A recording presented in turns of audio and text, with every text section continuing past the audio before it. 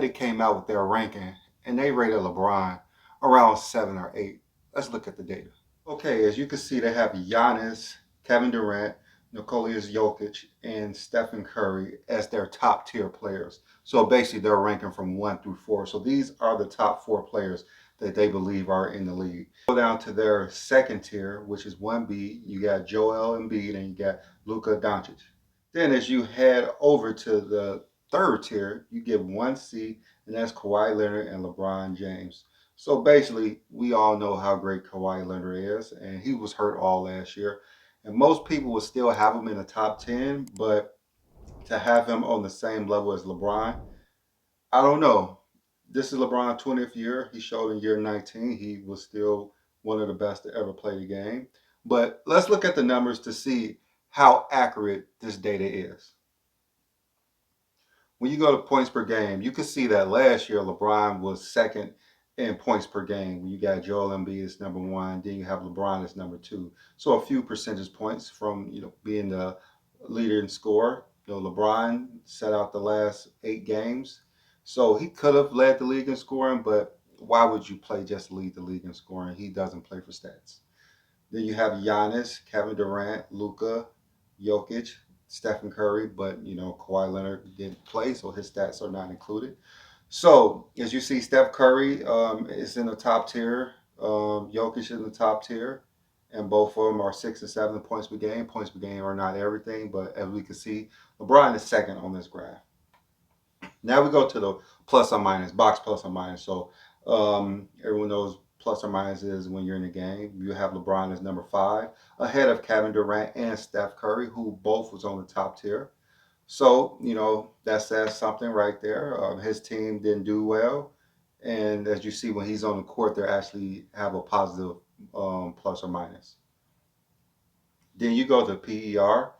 You have LeBron as number 4 in PER, ahead of Kevin Durant and Steph Curry again, who are on that top tier. Then you got Luka, who was also ahead of him as well.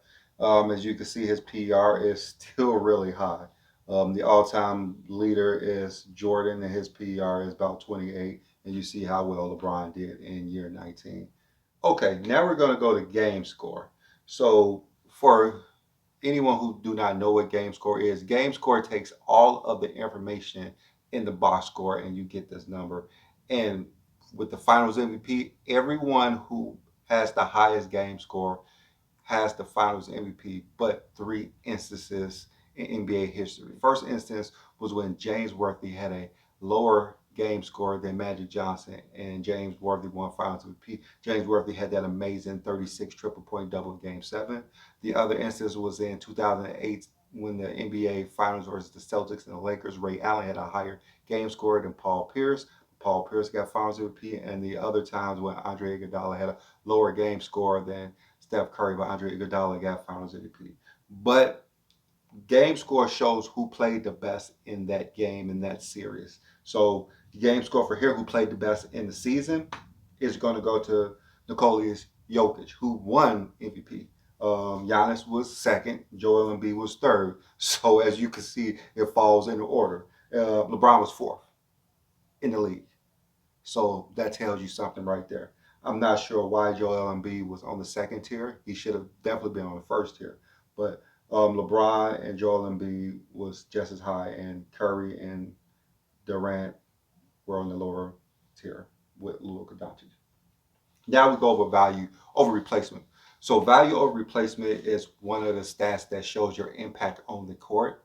Um, if everyone is equal on your team, it shows what positivity you have on that game. So if you have a game, you have a value over replacement of 10, that means when you're on the court with your teammates, you're making a 10-point difference every time you're on the court. So Nikola Jokic has led this the last 2 years, and he has got Finals MVP the last 2 years, because this shows how valuable you are. So usually when you're leading in a value of replacement, you are the MVP of the league. And as we can see, we go in order. Jokic MVP, Giannis finished second in voting, and Joel Embiid finished third. LeBron was fifth. So that shows you how valuable LeBron was, even though his team was not that great. There's no one else in the league who has who are in this top 10 of the league who has a losing record but LeBron, because LeBron is going to be so valuable on your team. He just didn't have a great team this year. So as we can see, LeBron has finished either um, between second, fourth, and fifth of everything and all of the important stats, all of the advanced stats that shows how advanced someone is. It shows your productivity on the court. Even the points per game, he finished second. He 38-6. He's the second player to ever have that stat line, and that was Michael Jordan in his prime when he averaged, I believe, 32, 8, and 8, and LeBron year 19, 38-6, which is pretty amazing. As we see for LeBron, do he deserve to be seventh or eighth best player in the league? Even though he's in year 20, we saw him in the Drew League. The dude was incredible. So the judgment is going to be what he does this season in the first place. So can he prevail the Lakers back up to relevance? Can he contend for a title again? Is he going to continue to lead his team like he's been doing the last 19 years? Hey, we don't know. The man has been doing things that no one has ever done before in the game.